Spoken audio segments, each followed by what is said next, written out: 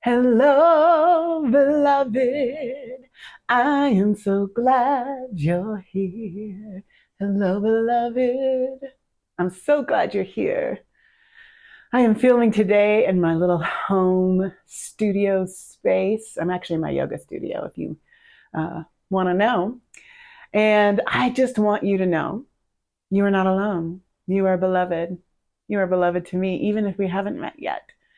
And I want you to know that in this work we are doing to meet this harrowing moment in human life, in history, in this sweet thing we share together, this life we share, this heartbreaking life we share. You are not alone, and you are loved. And I want you to know, if you are in the Albuquerque area, you can connect with us in person on Sundays at 4 p.m. Go to our website, ABQCSL.org, to get the details. And if you are one of my online beloveds, I want you to know that you can connect with us as well. And if you want to learn more about how to do that, leave a comment, because there are lots of ways to do that. You can learn some on our website as well. But just leave me a comment and I'd be happy to be in conversation with you. I can tell you guys got into it, didn't you? You got into it. I'm like, oh, there's some juicy conversations happening in this room right now.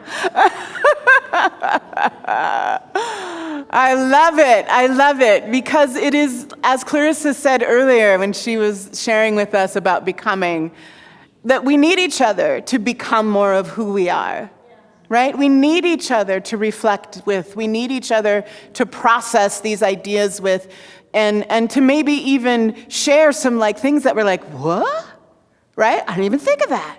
Or whatever those things are, but we need to bounce this stuff off each other. So I'm wildly grateful that all of you in the room are ready for it and know that you get to come here and have an opportunity to do some of that.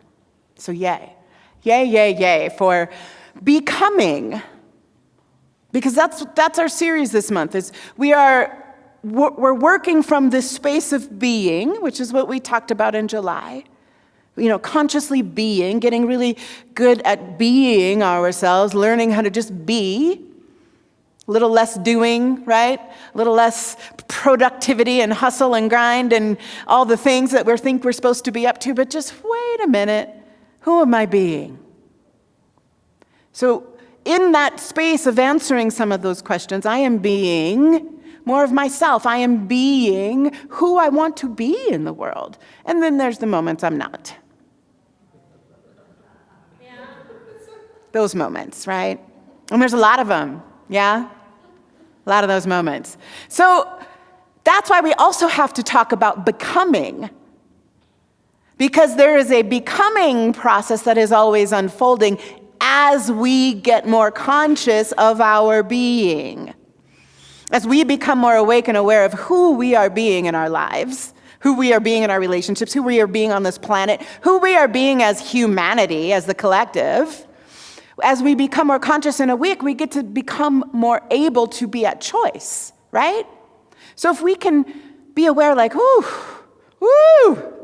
I am being somebody who might want to do this differently. This is the kind way of saying it, right? I might not be being that person that God has anointed and appointed me to be on the planet. I might be being somebody else for a few moments.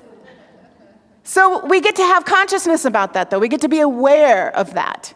That's part of what spiritual living means. It's not about going to sit on our cushion and just meditate it all away.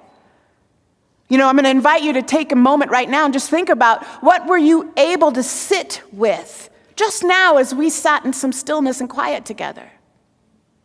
What were you able to just take a breath from by just taking some few moments, literally a few moments, to just be with yourself?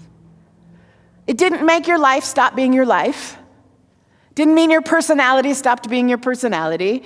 It didn't mean if you came in here with an ache in your shoulder or a crick in your neck, that was probably still happening. And You got to be. No doing, just being. And maybe a little awareness began to rise. Something came into consciousness. Something revealed itself to you in that few moments of something that maybe your attention needs to go to, right? So maybe something you shared with your partner, or shared in your reflection, like, oh, this thing rose. This is the thought that came, or this is the feeling that came. And now I am going to be in a process with myself about, oh, is this something I need to attend to? Is there a change being asked of me? Oh, yeah, everybody literally stopped breathing when I said change. So let me remind you about what our mission statement is. Yeah, transformation. That's what we do around here, right? Which is a fancy way of saying radical change.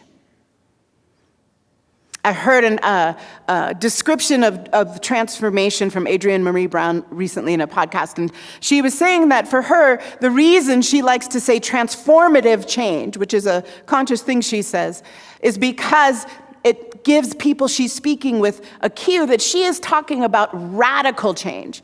Radical as defined as from the root, right? The Latin root of the word radical is that we go to the root of the issue for the change. And that's what transformation is. Transformation is root change. It is like, have you guys ever pulled dandelions? Dandelion roots? Anybody pull dandelions in your yard? I don't pull dandelions because I love them, so keep all the dandelions. But if you know a taproot plant, it's a taproot, a plant that has a taproot that goes really, really, really deep, deep, deep into the soil. This main root that goes deep, deep down. They're called taproot plants. And when you try to pull dandelions up, they're like, ha ha, ha ha, with your little yank. You might get my leaves, but you ain't getting the root, right? You got to get in there. You got to dig. Sometimes you just got to wet the soil and hope the mud will let it go. We are doing root work when we are doing transformation work. And conscious becoming is about becoming your whole, true, amazing, unique, divinely created and meant to be self. But many of us, if not all of us, have some really deeply rooted misunderstandings, some very deeply rooted ways of being that do not serve us or humanity, some really deeply rooted misbelief. So the work of transformation is radical work to get still enough to feel what is yours to feel, to get quiet enough to hear what is yours to hear. You know, I think we spend a lot of time, when we think meditation is somehow torturous because it makes us sit still in our own bodies and then listen to the crazy in our own minds, right? Because that's always what comes first. I've been meditating for decades. I got to give it 10 whole minutes every time I sit down just to let the crazy run. The first 10 minutes is just for the crazy. And I just wait it out. I'm like, okay, just, yep, I know. And at about 10 minutes, it's run out of things to say. It's gotten shorter over the years. It didn't used to be 10 minutes. It used to be much longer, the crazy. But that is what we need to be able to build our capacity to be with ourselves and to become conscious and understand our own crazy, right? Because many of us are walking around thinking we don't have any bad ideas. I don't misunderstand. I understand just fine.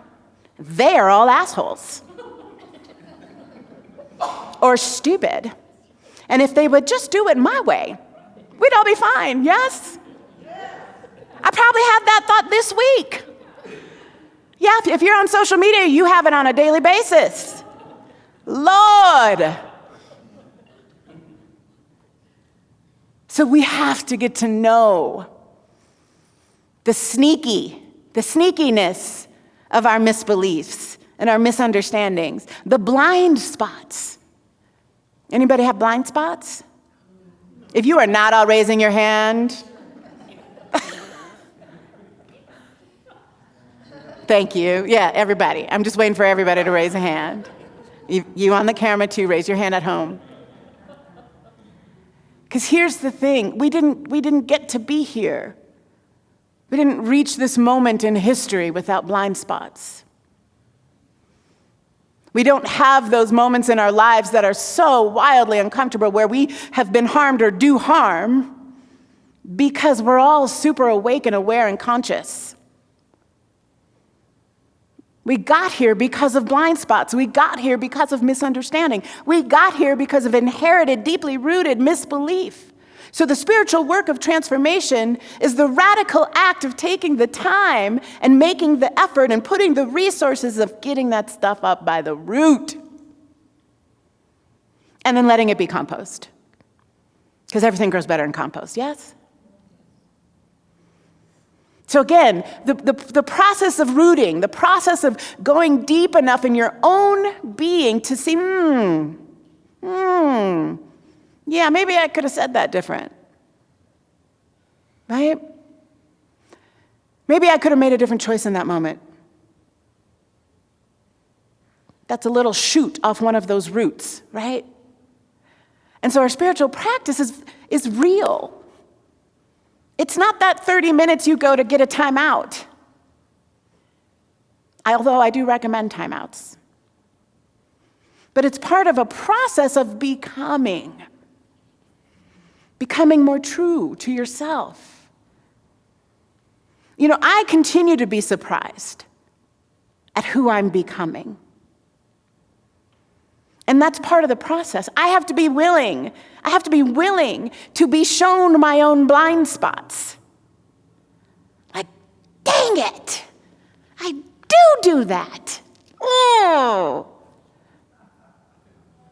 Okay, I can do that different. I can make different choices. Because that actually isn't who I am. Because as I grow and as I become more conscious and as I become more true to my own nature, I begin to understand more deeply who I really am. Lama Rod Owens, in his, he was part of the book Radical Dharma, which Rev. Angel Kyoto Williams is known for, but there were 3 authors on that book. And Lama Rod Owens was one of the authors. And he says in the book, I'm not liberated.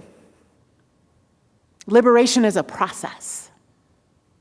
And the first step he said he had to undertake to consciously begin to be in a process of liberation, which is the purpose of what we are all doing here right now, is to let go of the inferiority he was taught to believe about himself. As a black gay man in this country, he had to let go of the identity that was given to him and deeply rooted into him, that he was inferior. And so the way that he began to pull that out by the root, guess what he did? Shout out your answers. Put it in the comments online. Starts with an M. Meditation. Yeah. He began to meditate so he could begin to touch the ground of his true being. He's a meditation teacher now. Because that is how, hold that thought, that is how he began to divest and untangle himself from all of the noise and all of the BS and misbelief he had, and could just be with what was actually so in his own being. Yeah? Ami. Just wondering if we were talking about Billy Porter. We are not talking about Billy Porter, but Billy Porter would be another great example. Yeah. Billy Porter, look it up, Google it if you don't know the fabulous Billy Porter. We did a dance video to one of his songs on our YouTube channel. You can also go find that. But Billy Porter had to go through a very similar process. Lama Rod Owens, also a black gay man in this country, is a Buddhist Dharma and meditation teacher. And I want to offer this because our practice that we are focusing on this month is meditation. But for the purpose of becoming, to go sit and get still and quiet, to be with yourself so that you can become more of who you are designed to be and make friends with that, right? To make friends with this absolute, perfect, unique being that you are. And the becoming process has a lot to do with, I always see the image in my head of cleaning windows, but it's a cleansing process, right? You don't need to add anything to the recipe of you. You already have all the bits and pieces and perfect amounts you need to be exactly who you are. But there is a whole bunch of stuff that needs to get like filtered out, you know? Sifted, sieved, cleansed, purified, burned. Caramelize it, honey. Yes, KJ. Like you said, get to the root cause, because I'm into functional medicine, functional everything. They believe in get to the root cause of things. And I found out get to the root cause seemed to help me to understand what's happening now. That's right. That's and right. I discovered one word that explains everything that happened in my life. It's called enmeshment. Enmeshment. So for KJ has discovered a root, a weedy root that needs to get torn out of her garden of life, a learned pattern of enmeshment. I don't think people really know what that means. And we can talk more about that after. Okay. However, what I want you to consider is that it is spiritual work to grow that kind of self-awareness. Ernest Holmes, the founder of Science of Mind, says that to know God, the only way, to really know God, to know the divine, to know the absolute intelligence, the infinite greater reality, however you want to name that, is to know yourself.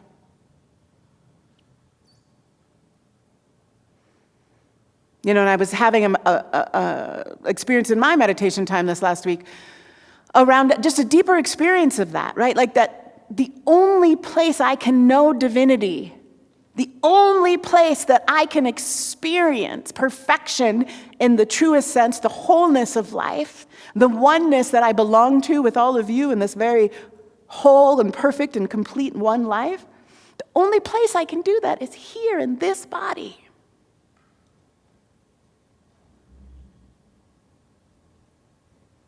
Right? This is it. This is it. This is the only chance we've got. And so your meditation practice actually is meant to bring you more awake into your body so that you can meet your divinity.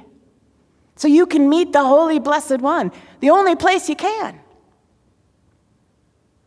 in your experience, in your felt, material, real experience. And in the becoming process, it requires you and I to get into these bodies of ours and to get present into this life of ours in ways that is sometimes awful.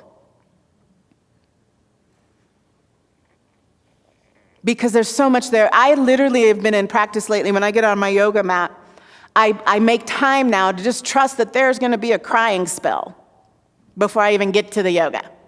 Just going to have to cry for a little bit because there's so much grief. And the grief just keeps happening. I've been reading a lot about how do you grieve when the harm and the hurt and the trauma just keeps going, which is the planet we live on right now. We're not getting a break. It's not like, okay, genocide's done now. You can just finish your grieving. That's not the planet we live on. So grieving is now part of my daily practice. And I don't know how anyone is awake and conscious on the planet right now who isn't having a relationship with grief.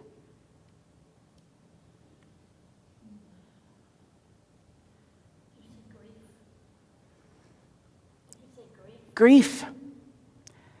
So meditation is that place where you and I can go and be reminded that there is a ground of my being, of your being, that is always peace,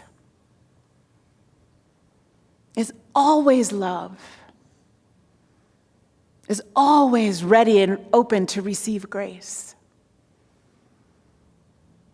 is always equanimity and calm and spaciousness, is always open to the wisdom of the divine.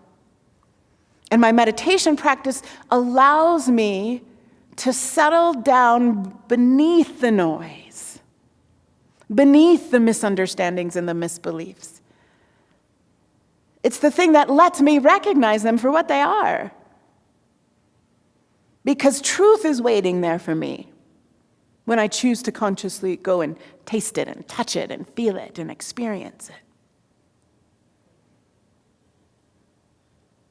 That is what lets you and I become more of that truth, because we become more conscious and aware of it as a reality, not as a theory, not as a theology, as a reality. So let us become together this month. Let us become more conscious, more of who we are. You know, like the lyrics in the Ricky Byers song that we sang today. Heart to heart, soul to soul, breath to breath. May we become more of who we are. May we become more of who we are. And because you and I become more of who we are the living invitation for life itself, for society to become more of its true, whole, holy nature. Amen?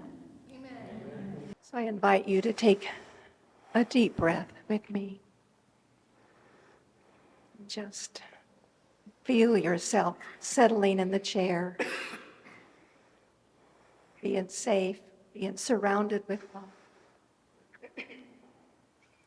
And I know that that love is the one source, the one peace, the one wisdom that is always present and is present right here in myself and in each of you. Another deep breath, just letting that in. That presence flowing through each one of us and around us, loving us as itself. And I am so grateful to be in this community this afternoon, sharing our time together, sharing our love, sharing our knowing that each of us is a unique expression of that one. My heart is open to hear what is mine to hear and to give what is mine to give. And I know that our service unfolds beautifully. And together we say, and so it is. So it is.